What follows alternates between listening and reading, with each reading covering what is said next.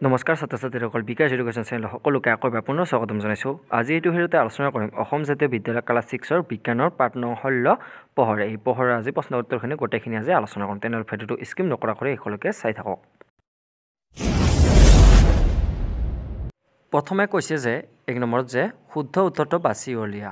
ইয়াৰে 1 নম্বৰ প্ৰশ্নটো কৈছে যে তলৰ কোনবিধ দীপ্তিমান বস্তু। A নম্বৰ অপশ্যনত দি আছে কাঠ, B নম্বৰত দি আছে যে আয়না, তাৰপিছত C নম্বৰ অপশ্যনত দি আছে যে চন্দ্ৰ আৰু D নম্বৰ অপশ্যনত দি আছে বাল্ব। ইয়াৰে শুদ্ধ উত্তৰটো হ'ব D নম্বৰটো যে বাল্ব। তাৰপিছত 2 নম্বৰ প্ৰশ্নটো কৈছে যে ইয়াৰ পিছৰটো যে ৰামধেনুত থকা ৰঙৰ সংখ্যা A নম্বৰ অপশ্যনত দিছে যে 5টা আৰু B নম্বৰ অপশ্যনত দি আছে 3টা আৰু C নম্বৰ অপশ্যনত দি আছে 10টা আৰু D নম্বৰ অপশ্যনত দি আছে 7টা। ইয়াৰে শুদ্ধ উত্তৰটো হ'ব যে D নম্বৰটো 7টা। তাৰপিছত প্ৰশ্নখিনি কৈছে যে ইয়াৰ পিছত 3 নম্বৰ প্ৰশ্নটো যে পৃথিৱীৰ বাবে পোহৰৰ আটাইতকৈ ডাঙৰ উৎস হ'ল A নম্বৰ অপশ্যনত দি আছে চন্দ্ৰ, B নম্বৰ অপশ্যনত দি আছে যে বিজুলী বাতি আৰু C নম্বৰ অপশ্যনত দি আছে যে সূৰ্য আৰু D নম্বৰ অপশ্যনত দি আছে জুই। ইয়াৰে শুদ্ধ উত্তৰটো হ'ব যে C নম্বৰটো সূৰ্য। তাৰপিছত প্ৰশ্নটো কৈছে যে ইয়াৰ পিছত 4 নম্বৰটো যে তলৰ কোনবিধ ঈৰ্ষৎ স্বচ্ছ বস্তু। A নম্বৰ অপশ্যনত দি আছে কলম, B নম্বৰ অপশ্যনত দি আছে যে তেল, সোণা, কাগজ আৰু C নম্বৰ অপশ্যনত দি আছে দাপন আৰু D নম্বৰ অপশ্যনত দি আছে কাঁচ। ইয়াৰে শুদ্ধ উত্তৰটো হ'ব যে B নম্বৰটো যে তেল, সোণা, কাগজ। তাৰপিছত প্ৰশ্নটো কৈছে যে ইয়াৰ পিছত 5 নম্বৰটো যে চাহ সৃষ্টি কৰা বস্তুটো উৎসৰ ওচৰ চপাই আনিলে চাৰ আকাৰ। A নম্বৰ অপশ্যনত দি আছে যে সৰু হয়, B নম্বৰ অপশ্যনত দি আছে যে ডাঙৰ হয় আৰু C নম্বৰ অপশ্যনত দি আছে যে একেই থাকে আৰু D নম্বৰ অপশ্যনত দি আছে যে ওপৰৰ এটাও নহয়। ইয়াৰে শুদ্ধ উত্তৰটো হ'ব যে B নম্বৰটো ডাঙৰ হয়।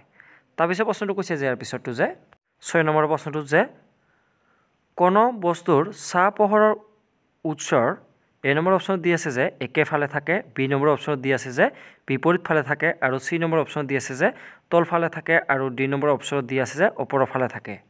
ইয়াৰে শুদ্ধ উত্তৰটো হ'ব যে B নম্বৰটো বিপৰীত ফালে থাকে। এনেকৈ লিখিলে হৈ যাব। তাৰপিছত প্ৰশ্নটো কৈছে যে ইয়াৰ পিছত 7 নম্বৰ প্ৰশ্নটো যে আবেলি সময়ত গছৰ ছাঁ পৰে। A নম্বৰ অপশ্যনত দি আছে যে পূব ফালে আৰু B নম্বৰ অপশ্যনত দি আছে যে পশ্চিম ফালে আৰু C নম্বৰ অপশ্যনত দি আছে যে উত্তৰ ফালে আৰু D নম্বৰ অপশ্যনত দি আছে যে দক্ষিণ ফালে। ইয়াৰে শুদ্ধ উত্তৰটো হ'ব যে A নম্বৰ অপশ্যনত দি আছে যে পূব ফালে। তাৰপিছত 8 নম্বৰ প্ৰশ্নটো কৈছে যে ভৰ দুপৰীয়া ৰ'দত থিয় হ'লে তোমাৰ ছাঁটো থাকিব। A নম্বৰ অপশ্যনত দি আছে যে সোঁফালে আৰু B নম্বৰ অপশ্যনত দি আছে যে বাওঁফালে আৰু C নম্বৰ অপশ্যনত দি আছে যে পিছফালে আৰু D নম্বৰ অপশ্যনত দি আছে যে ভৰিৰ কাষত। ইয়াৰে শুদ্ধ উত্তৰটো হ'ব যে D নম্বৰটো ভৰিৰ কাষত। তাৰপিছত প্ৰশ্নটো কৈছে যে ইয়াৰ পিছৰটো যে 9 নম্বৰ প্ৰশ্নটো কৈছে যে সকলো বস্তুৰ ছাঁৰ ৰং A নম্বৰ অপশ্যনত দি আছে যে ক'লা, B নম্বৰ অপশ্যনত দি আছে যে ৰঙা আৰু C নম্বৰ অপশ্যনত দি আছে যে বস্তুটোৰ ৰঙৰ সৈতে একে আৰু D নম্বৰ অপশ্যনত দি আছে যে নীলা। ইয়াৰে শুদ্ধ উত্তৰটো হ'ব যে A নম্বৰটো ক'লা।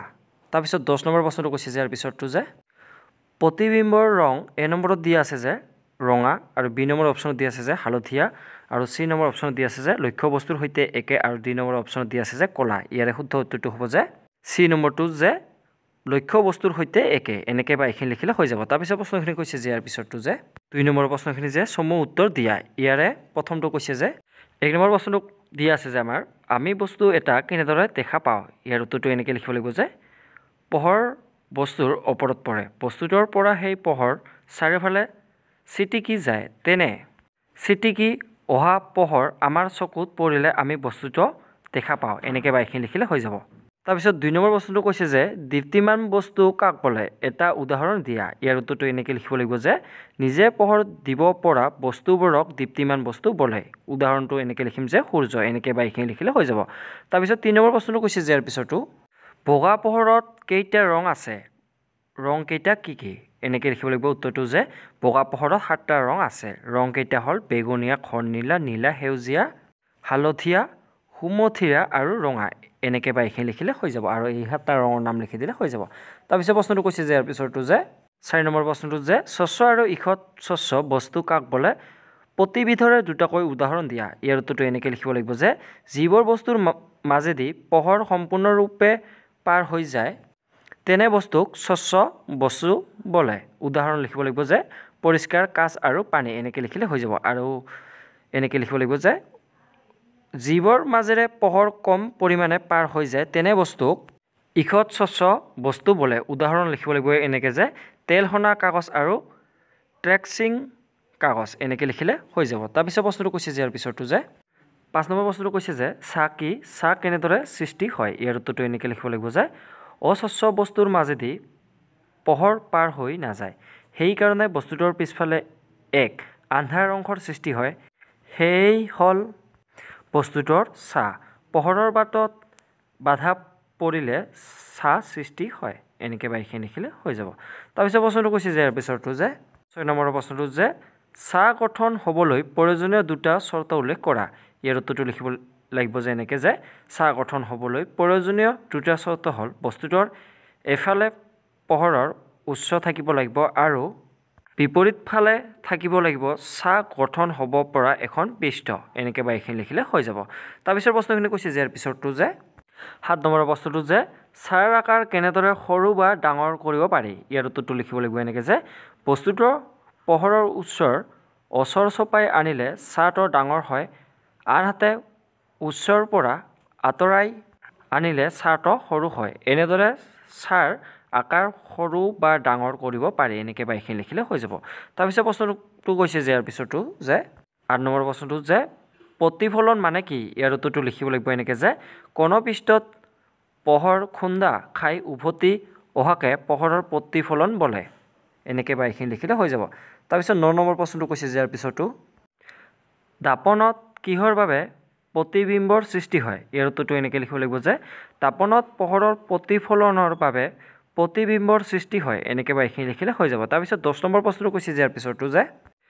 বেঙুনী সেহাসুৰ মানে কি ইয়াৰ উত্তৰটো এনেকৈ লিখিব লাগিব যে বেলিৰ পোহৰত 7টা ৰঙৰ পোহৰ লুকাই থাকে এই 7টা বৰণ হ'ল বেঙুনীয়া ঘননীলা নীলা সেউজীয়া হালধীয়া সুমথিৰা আৰু ৰঙা প্ৰতিটো ৰঙৰ প্ৰথম আখৰটো লগ লগালে বেঙুনী সেহাসুৰ পোৱা যায় এনেকৈ বাইখিনি লিখিলে হৈ যাব তাৰপিছত প্ৰশ্নটো কৈছে যে ইয়াৰ পিছৰটো যে 11 নম্বৰ প্ৰশ্নটো যে ছাঁ আৰু প্ৰতিবিম্বৰ মাজত পাৰ্থক্য কি লিখা ইয়াৰ উত্তৰটো লিখিম এনেকৈ যে ছাঁ আৰু প্ৰতিবিম্বৰ মাজত পাৰ্থক্য হ'ল 1 নম্বৰ অৰ্থাৎ ক নম্বৰ দি লিখিম যে প্ৰতিবিম্ব সৃষ্টি হয় পোহৰৰ প্ৰতিফলনৰ বাবে আনহাতে ছাঁ সৃষ্টি হয় অস্বচ্ছ বস্তুৰ মাজেৰে পোহৰ পাৰ হ'ব নোৱাৰাৰ বাবে তাৰপিছত খ নম্বৰত লিখিম যে প্ৰতিবিম্বৰ ৰং লক্ষ্য বস্তুৰ ৰঙৰ সৈতে একে কিন্তু ছাঁৰ ৰং সদায় ক'লা এনেকৈ বাইখিনি লিখিলে হৈ যাব তাৰপিছত প্ৰশ্নটো কৈছে যে ইয়াৰ পিছৰটো যে 12 নম্বৰ প্ৰশ্নটো যে ছাঁৰ ৰং সদায় কিয় ক'লা হয় ইয়াৰ উত্তৰটো লিখিম এনেকৈ যে অস্বচ্ছ বস্তুৰ মাজেৰে পোহৰ পাৰ হ'ব নোৱাৰাৰ বাবে ছাঁৰ সৃষ্টি হয় সেইবাবে ছাঁৰ ৰং সদায় ক'লা এনেকৈ বাইখিনি লিখিলে হৈ যাব তাৰপিছত প্ৰশ্নটো কৈছে যে ইয়াৰ পিছৰটো যে 13 নম্বৰ প্ৰশ্নটো যে ছাঁৰ ৰং কিয় লক্ষ্য বস্তুৰ ৰঙৰ সৈতে একে নহয় লিখা ইয়াৰ উত্তৰটো লিখিব লাগিব যে অস্বচ্ছ বস্তুৰ মাজেৰে পোহৰ পাৰ হ'ব নোৱাৰাৰ বাবে ছাঁ সৃষ্টি হয় সেইবাবে ছাঁৰ ৰং লক্ষ্য বস্তুৰ ৰঙৰ সৈতে একে নহয় এনেকৈ বাইখিনি লিখিলে হৈ যাব তাৰপিছত প্ৰশ্নটো কৈছে যে ইয়াৰ পিছৰটো যে 14 নম্বৰ প্ৰশ্নটো যে ভৰ দুপৰীয়া গছৰ ছাঁ কিয় গছৰ গুৰিৰ কাষত পৰে ইয়াৰ উত্তৰটো লিখিম এনেকৈ যে ভৰ দুপৰীয়া ৰ'দ গছৰ প্ৰায় ওপৰৰ পৰা পৰে সেইবাবে ভৰ দুপৰীয়া গছৰ ছাঁ গছৰ গুৰিৰ কাষত পৰে এনেকৈ বাইখিনি লিখিলে হৈ যাব তাৰপিছত প্ৰশ্নটো কৈছে যে শেষৰ প্ৰশ্নটো 3 নম্বৰটো যে পিন হ'ল কেমেৰাত কেনেদৰে প্ৰতিবিম্ব সৃষ্টি হয় চিত্ৰ আঁকি বৰ্ণনা কৰা ইয়াৰ উত্তৰটো এনেকৈ লিখিব লাগিব যে ইয়াৰ বাবে এটা অস্বচ্ছ বস্তুৰে ডাঠ কাগজ তৈয়াৰী বাকচ লাগিব বাকচটোৰ এখন বেৰ কাটি আঁতৰোৱা হ'ল তাৰ ঠাইত এখন ট্ৰেচিং কাগজ বা তেল সনা কাগজ লগাই দিয়া হ'ল কাগজ লগোৱা ফালটোৰ বিপৰীত বেৰখনত এটা সৰু ফুটা কৰা হ'ল ছবিটো ঠিক ইয়াত দিয়াৰ দৰে এইখন ছবি আঁকি দিলে হৈ যাব তাৰপিছত লিখিব লাগিব যে এতিয়া কোনো লক্ষ্য বস্তুৰ সন্মুখত বাকচটোৰ ফুটা থকা বেৰখন ৰখা হ'ল কেমেৰাটো সুবিধাজনক ঠাইত ৰাখিলে ট্ৰেচিং কাগজখনত লক্ষ্য বস্তুৰ প্ৰতিবিম্ব দেখা পোৱা যাব কেমেৰাটোৰ ভিতৰ ফালে ক'লা ৰং দিলে বা ক'লা কাগজ লগাই দিলে প্ৰতিবিম্ব বেছি স্পষ্ট হ'ব কিন্তু পিন হ'ল কেমেৰাত প্ৰতিবিম্বটো সদায় লক্ষ্য বস্তুৰ ওলোটা হয় এনেকৈ বা এইখিনি লিখিলে হৈ যাব আজিলৈ ইমানেই আৰু ভিডিঅ'টো যিমান পাৰে আপোনাৰ বন্ধু বান্ধৱীলৈ ভিডিঅ'টো শ্বেয়াৰ কৰি দিব যাতে সিহঁতৰ অলপ হ'লেও এইটো ভিডিঅ'ৰ দ্বাৰা কিবা এটা সহায় হয় ধন্যবাদ